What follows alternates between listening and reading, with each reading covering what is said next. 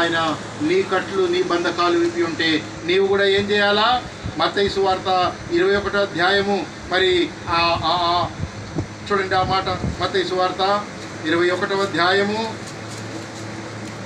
9వ వచనములో వారేం చేస్తా వస్తున్నారు? జన సమూహములలో ఆయనకు ముందు వెలుచున్న వారును వెనుక వచ్చిన వారును దావీదు కుమారుడికి జయము, ప్రభు పేట వచ్చువాడు స్తుతింపబడును గాక, సర్వోన్నతమైన స్థలములలో జయమని కేకలు వేస్తూ వస్తున్నారు. కాబట్టి ఇప్పుడు వారు దేవుని గణపరుస్తున్నారు. కాబట్టి నీవు కూడా గణపరచాలా, నీవు కూడా ఆయనను మయంపరచాలా, నీవు ఆయనను ఆరాధించాలా.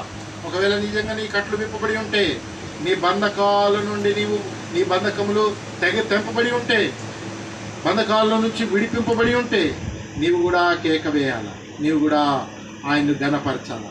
ఆయన గణపరుస్తావా? ఆయన గణపరుస్తావా? ఆయన ఆరాధిస్తావా? ఒకవేళ నీ కట్లు నీ బంధకం విడిపింపబడి ఉంటే నీవు ఆ పని చేయాలి.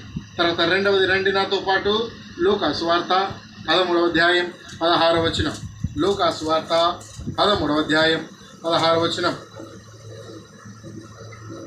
ఇదిగో 18 ఏండ్ల నుండి సాతాను బంధించిన అబ్రహాము కుమార్తె అయిన ఈమెను విశ్రాంతి దినమందు ఈ కట్ల నుండి విడిపింపదగదా అని అతనితో చెప్పాను. కాబట్టి